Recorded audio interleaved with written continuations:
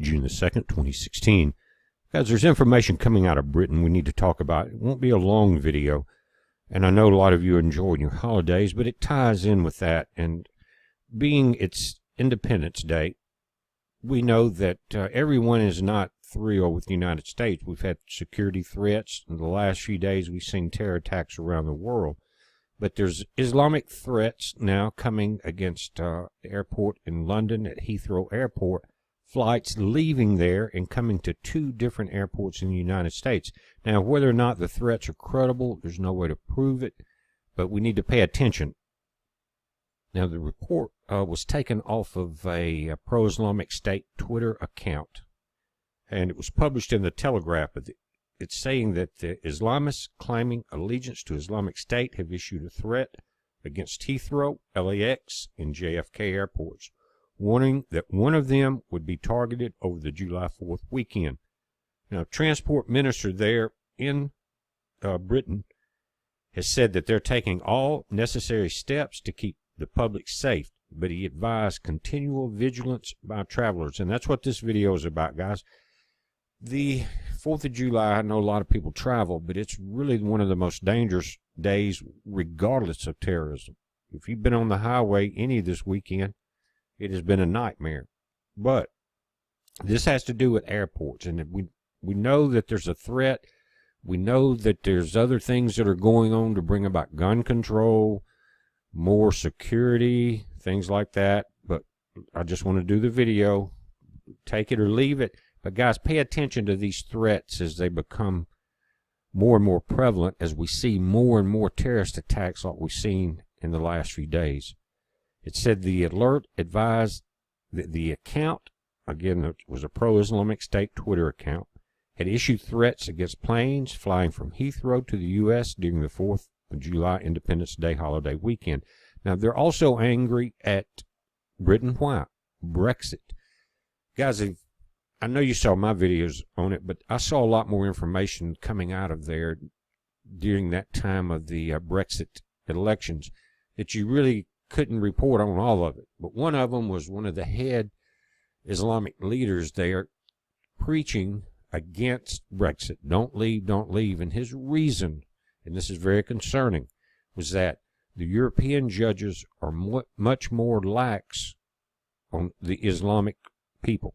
But he was really saying terrorist, because the judges there have nothing to do with the everyday person, but it's when you hear about all these rapes and all this these women getting attacked coming out of theaters and stuff at night. You've seen it over the past year, guys, the reports coming through there, and then they get away with it. Or like the judges now that we have here that release people that have killed, murdered, raped, stolen, child molesters, let them go, let them cross the border, because they know they can walk back in the same place they walked in a week ago. They won't let them guard the borders. They have the border patrols hands tied. That's why they all are backing Donald Trump. But again, they're mentioning threats at Britain because of their freedom, and the United States because of our freedom. But guys, this is much deeper than just Islamic terrorism. We saw the fall of the Arab nations one by one. 10 nations fell through the entire Arab Spring. We saw this mass migration. That mass migration was greater than any war that could have been held against the world. How else would one philosophy, one religion invade openly the entire world, and then instead of being thankful for the help, they're anti-Christian? It's either their way or the sword. And guys, you think it's rough now? You let more and more of these judges get in place here, it's going to be trouble. Hopefully this election coming up will change that. Let me finish with this article. Again, they said that devices would be placed in either Heathrow, LAX, or JFK. Transport Minister Lord Adman in Britain, he urged the public to be cautious, saying we all need to be vigilant to the global threat of terrorism.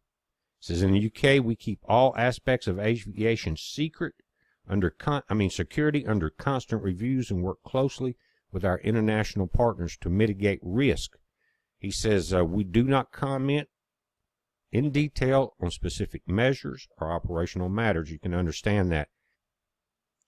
If you remember a few days ago when the airport was attacked there at Istanbul, Turkey's President Erdogan came out and he said that he calls on the international community, especially the Western countries, including the administrations, parliaments, media organizations, and civil societies, to take a firm stand against terrorism. Guys, that's what this video is about, in a way, to let you know what they're threatening us with in case mainstream falls down on their job, as they so often do. He added, make no mistake, for terrorist organizations, there's no difference between Istanbul and London, Ankara and Berlin, or Izmir and Chicago, or Antalya or Rome. Now, let's go back. This was written in the 1800s, but it was supposedly written by Albert Pike. He was the head Masonic member as far as United States and Europe, going back and forth there. Many claim he was the head of the Illuminati. But this letter is much longer than this. It actually describes before World War I, what would happen after it, what it would lead to, which was World War II. What that would lead to would be the return of Israel as a nation. And that would bring about World War III. So this world control or new world order is really an old world order that's just continuing its pace. Let me read this. It says the Third World War must be fomented by taking advantage of the differences caused by the Asian tour of the Illuminati between the political Zionists and the leaders of the Islamic world. Now, a few weeks ago, guys, I did a series of videos and we talked about the beast rising. And here's what we talked about, and I want you to remember this. It's important. Many say that the whore of Babylon is Rome. I agree. Many in the comments said that I was wrong, that the whore of Babylon was Rome. I don't know what we were disagreeing about there. It's usually a remark that's made before the entire video's watched, to be honest with you. Because I said that the beast would rise up and destroy the whore of Babylon, which was Rome. And that rising beast would be one of the preceding 6 dynasties that had a deadly wound, guys, and was healed and brought back. Now, what is the most predominant, fastest growing religion on the planet? It's Islam, and it's not a natural growth. We're seeing presidents turn against their own countries, both Germany here, across Europe, and let this mass unchecked migration come in. Not all people are bad, that's not what I'm saying, but we're letting in everybody, and we're letting in the people that they're talking about in this particular section of this letter. But that's the plan. Guys, how many nations, besides us and Germany, it looks like, let me take that back. There's several European nations, but how many nations would just sit back and let their country be completely taken over by a foreign religion? Break all laws, ignore every principle, unless you're doing it, the regular civilian, then hell comes down on you.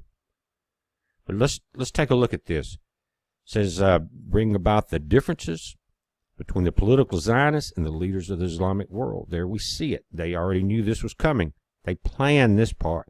The war must be conducted in such a way that Islam, the Muslim Arabic world, and political Zionism, the state of Israel, and anyone involved, mutually destroy each other. Meanwhile, the other nations, what nations gather around Israel and when? It's called Armageddon. We're talking about what? The Third World War, remember? Stay focused. It says, meanwhile, the other nations, once more divided on this issue, will be constrained to fight to the point of complete physical, just wore out, moral, spiritual, and economic exhaustion. Beat down, wore down. Then we shall unleash the nihilist and the atheist. Why those two? Atheists don't believe in any God. The nihilists don't believe much in any afterlife. Don't care. One time, you got a one-time shot, you might as well live it up. But and what do you see now in these protests, these political protests, and the way that these young folks are acting, and a lot of them's young, not all, coming out of these college universities now with God knows who, if you think about it, teaching them, and we know what a lot of that influence is coming from.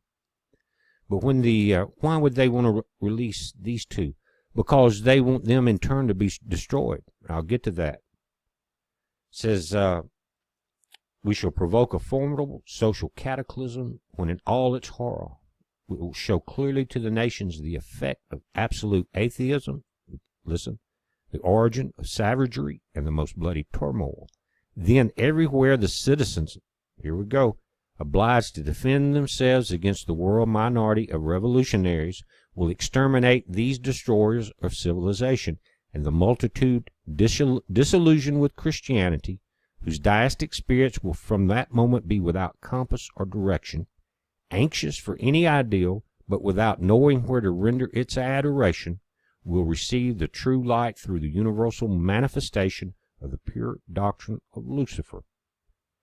Now, we've talked about this before, but how would Christianity, or how would the multitude that was Christians be disillusioned? Because something is happening or not going to happen that they told that was going to happen. It's called false doctrine. So when this big magic event that's supposed to happen at any moment doesn't happen, and when they see their nation being overrun, the people that are not spiritually strong, when they see these events occur, these wars, and the release of the atheist and the nihilist, they're going to say, where's God? Because they're not rooted strongly. Think about this for a moment. Many people are Christian and they try to live a good life as far as do unto others as you would have them do unto you, and live in peace and harmony, things like that. But there's a little more to it, and it's called the ripple effect, or some people in the Bible it's referred to as your candle under a basket. Now, if you're a Christian and you're satisfied with that, then you're in trouble if that's your satisfaction, because you need to be spreading it, not forcing it, but it's a ripple effect. If you're a Christian and you're happy about it, you want other people to know it. But if you're just happy that you know that you're a Christian and you really don't care because you think you're saved, again, it spells trouble.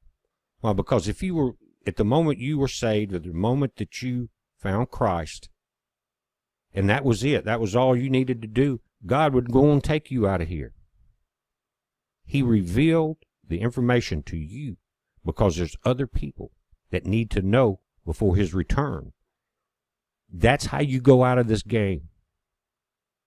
It's not, okay, I'm fat and sassy, happy on the hill. I know I read my Bible, and I'm going to watch the destruction of the planet come down around me. That's not the deal.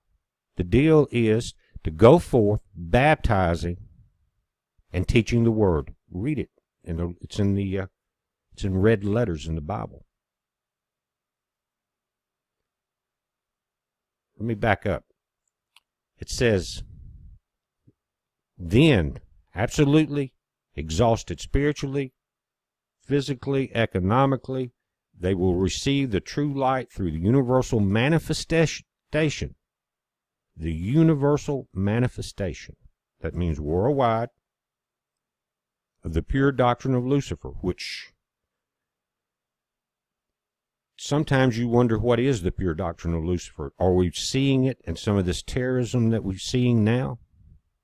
Or is it a totally new doctrine that's going to step on top of that, because there's going to be 10 kings that give the power for this 1 hour? But those 10 kings, remember, they're going to destroy the whole of Babylon. But it says this manifestation will result from the general reactionary movement which will follow the destruction of Christianity and atheism, both conquered and exterminated at the same time. Now, it doesn't say here the destruction of the Islam or the Muslim Arabic world. That's what they want to do.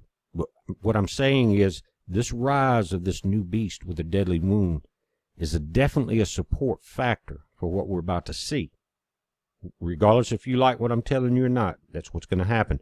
But why would it follow the destruction of Christianity and atheism, guys? Because if you're an atheist, you're not going to believe that Satan's God either. They don't have time for you. Both conquered and exterminated at the same time. So regardless of your lifestyle, your religion, you're going to be offered a new God.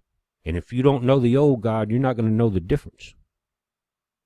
But again, guys, this about talking about if you know and you're satisfied with that and you're comfortable with it, you're missing out on a lot of things.